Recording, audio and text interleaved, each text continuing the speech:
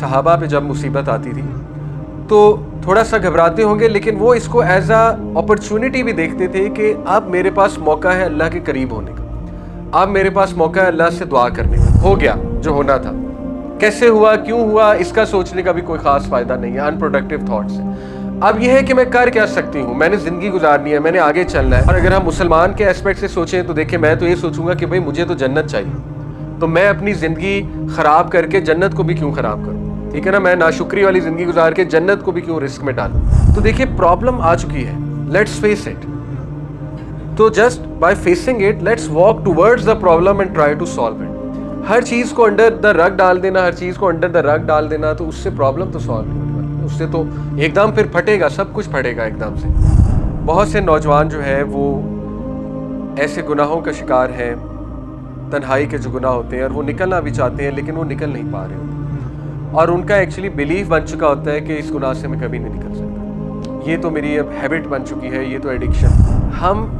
हमारे इर्द गिर्द नेमतें होती हैं, पानी से मुराद है नेमतें, हमारे इर्द गिर्द बहुत पॉजिटिविटीज़ होती हैं, हम उसको देख नहीं पा रहे होते क्योंकि we are in the water like fish is in the water. ये तब हमें एहसास होगा जब वो नेमतें हमसे छीन ली जाएंगी, यानी जब हम पानी से बाहर आएंगे, फिर हमें पता लगेगा कि ओहो अल्लाह ने इतना कुछ दिया हुआ था।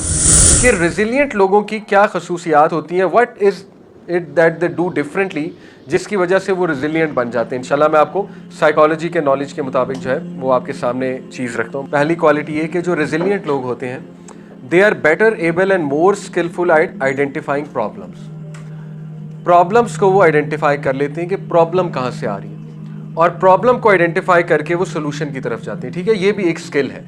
बहुत से लोगों से प्रॉब्लम आइडेंटिफाई नहीं हो रही कि प्रॉब्लम कहाँ आ रही है।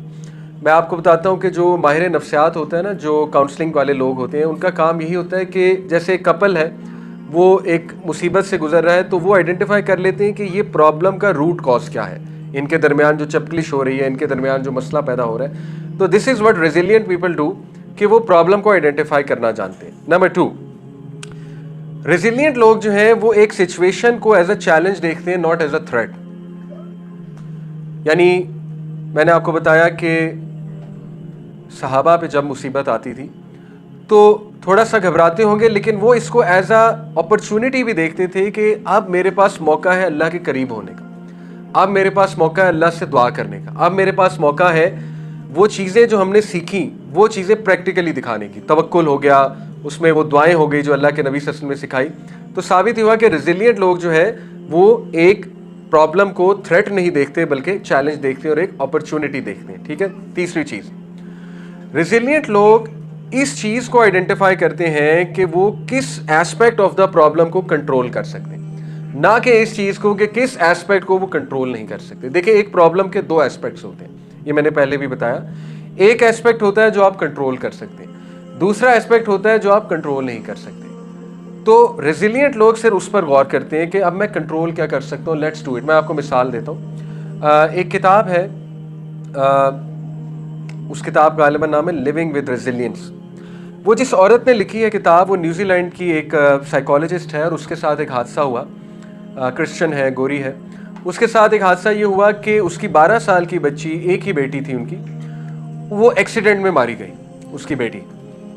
और ये हादसे के बाद एक्चुअली उसने ये किताब लिखी है, बड़ी अच्छी किताब है। मैंने इसका मुतालिया किया तो उसमें मैंने कुछ चीज़ें पढ़ी जो मैं आपको बता रहा हूँ। तो देखिए, उस किताब का लुबे लुबाब ये है कि उस औरत ने यही बयान किया कि मैंने ये सीखा इस हादसे से, सबसे बड़ी बात, कि जो चीज़ हो चुकी है अब उस पर आप अपने आप को डिस्ट्रॉय नहीं कर सकते, बल्कि आपने ये देखना है कि अब मैं क्या कंट्रोल कर सकती हूँ। फॉर एग्जाम्पल, मेरी बेटी तो वापस आने नहीं वाली, जो एक्सीडेंट में जिसकी डेथ हो गई, ठीक है। अब this is something I can not control, this is something I have to cope up with. हो गया जो होना था, कैसे हुआ, क्यों हुआ, इसका सोचने का भी कोई खास फायदा नहीं है, अनप्रोडक्टिव थॉट्स है। अब यह है कि मैं कर क्या सकती हूँ, मैंने जिंदगी गुजारनी है, मैंने आगे चलना है। और अगर हम मुसलमान के एस्पेक्ट से सोचें तो देखिए, मैं तो ये सोचूंगा कि भाई मुझे तो जन्नत चाहिए, तो मैं अपनी जिंदगी खराब करके जन्नत को भी क्यों खराब करूँ, ठीक है ना। मैं नाशुक्री वाली जिंदगी गुजार के जन्नत को भी क्यों रिस्क में डालूं। अब जो होना था वो तो हो चुका है, अब लेट्स टॉक अबाउट कि जन्नत कैसे हासिल की जा सकती है। तो ये है रेजिलिएंट थिंकिंग, ठीक है। ये माइंडसेट बनाना पड़ता है, इस माइंडसेट की आदत डालनी पड़ती है, थोड़ी सी मेहनत है, सोचना पड़ता है, ठीक है। तो ये रेजिलिएंट लोगों की तीसरी जो है वो निशानी है कि वो उस एस्पेक्ट पे फोकस करते हैं प्रॉब्लम के जिसको कंट्रोल कर सकते हैं। फॉर एग्जाम्पल, एक और मिसाल देता हूँ कि खुदा न खास्ता एक कपल को बिल्कुल ही नाउमीदी हो चुकी है कि औलाद हो ही नहीं सकती, यानी 20 साल गुजर चुके हैं और अब वो एज भी ऐसी आ गई है कि वो औलाद हो ही नहीं सकती। तो there are many things which can be done. Adoption की तरफ जाया जा सकता है, ठीक है, किसी ऑर्फन को अडॉप्ट किया जा सकता है। There are many things obviously. तो this is what resilient people do. उसके बाद तीसरी चीज जो है, resilient people tend to be more approach oriented. They walk towards the problem, not away from the problem. ये भी बहुत खूबसूरत बात है, इसको समझिए। देखें, हम जैसे जो कमजोर लोग होते हैं ना, वो प्रॉब्लम से दूर भागते हैं। जैसे बिल्ली जब आए तो कबूतर आंखें बंद कर लेता है, एक बहुत मशहूर जो वो बना हुआ है मुहावरा। तो देखिए, प्रॉब्लम आ चुकी है, लेट्स फेस इट। तो just by facing it, let's walk towards the problem and try to solve it. हर चीज को अंडर द रग डाल देना, हर चीज को अंडर द रग डाल देना, तो उससे प्रॉब्लम तो सॉल्व नहीं होने वाली। उससे तो एकदम फिर फटेगा, सब कुछ फटेगा एकदम से। ऐसा ही होता है, हम उस पूल में डालते रहते हैं चीज, और एक बार आता है कि वो पूल फट जाता है। पूल ऑफ अनकॉन्शियस की बात करूं, ठीक है। तो रेजिलिएंट लोग जो है वो अप्रोच ओरिएंटेड होते हैं। They walk towards the problem and they come up with the strategies to make some change, to do something about the problem, right. और पेसिमिस्ट जो होते हैं या नॉन रेजिलिएंट लोग जो होते हैं, they try to avoid the problem and they withdraw from the problem, ठीक है। तो ये चीज भी हमें सीखनी है इंशाल्लाह ताला। उसके बाद एक और आपको साइन बताता हूँ रेजिलिएंट लोगों का। रेजिलिएंट लोग जो है रिसर्च करते हैं, इंफॉर्मेशन सीख करते हैं एक चीज को सॉल्व करने की।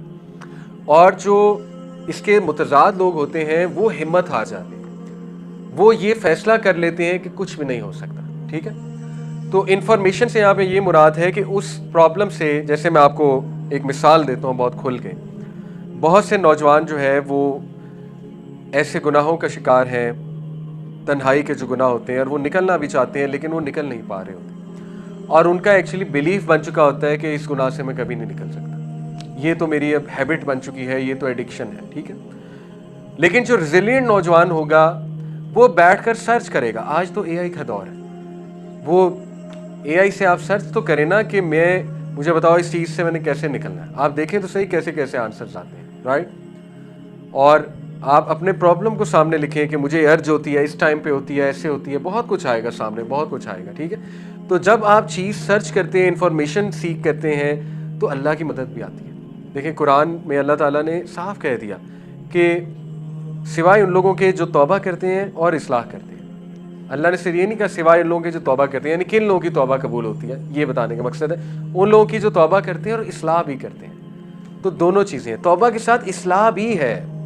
इस्लाह कर ही नहीं रहा एक इंसान, वे आउट ही नहीं फाइंड कर रहा उस चीज़ से निकलने का, तो फिर मुश्किल है, ठीक है। तो दिस इज समथिंग जो मैं चाहूँगा कि आप अपनी आदत बनाएं। तो सहाबा में ये आदत भी थी, ठीक है। उसके बाद लास्ट चीज़ जो रेजिलिएंट लोगों में होती है, रेजिलिएंट लोग के पॉजिटिव इमोशंस होते हैं। पॉजिटिव इमोशंस यकीन करें प्रैक्टिस करने पड़ते हैं, ये आदत बनानी पड़ती है। पॉजिटिव रहना मुश्किल है, नेगेटिव रहना बहुत आसान है, क्योंकि नेचुरली हमारा ब्रेन नेगेटिविटी की तरफ ले जाता है। नेगेटिव रहने के लिए कोई मेहनत नहीं है, पॉजिटिव रहने के लिए मेहनत है, ठीक है। इसकी एक मिसाल मैं अक्सर देता हूँ कि when the fish is in the water, तो फिश को पानी की अहमियत जो है ना, वो कभी भी फील नहीं होती कि पानी कितना इंपॉर्टेंट है उसके लिए, और वो एक्चुअली पानी में है, जो कि बहुत बड़ी नेमत है। मछली को पानी का कब एहसास होगा? जब वो पानी से बाहर आएगी, फिर उसको पता लगेगा कि पानी तो मेरे लिए ज़िंदगी थी। इसी तरह हमारे इर्द गिर्द नेमतें होती हैं, पानी से मुराद है नेमतें। हमारे इर्द गिर्द बहुत पॉजिटिविटीज़ होती हैं, हम उसको देख नहीं पा रहे होते क्योंकि we are in the water, like fish is in the water. ये तब हमें एहसास होगा जब वो नेमतें हमसे छीन ली जाएंगी, यानी जब हम पानी से बाहर आएंगे, फिर हमें पता लगेगा कि ओहो, अल्लाह ने इतना कुछ दिया हुआ था हमें, ठीक है। तो इसलिए ये है पॉजिटिव इमोशंस की प्रैक्टिस कि you start to think, you start to build that behaviour. और पॉजिटिव इमोशंस में किस तरह से हम प्रैक्टिस कर सकते हैं?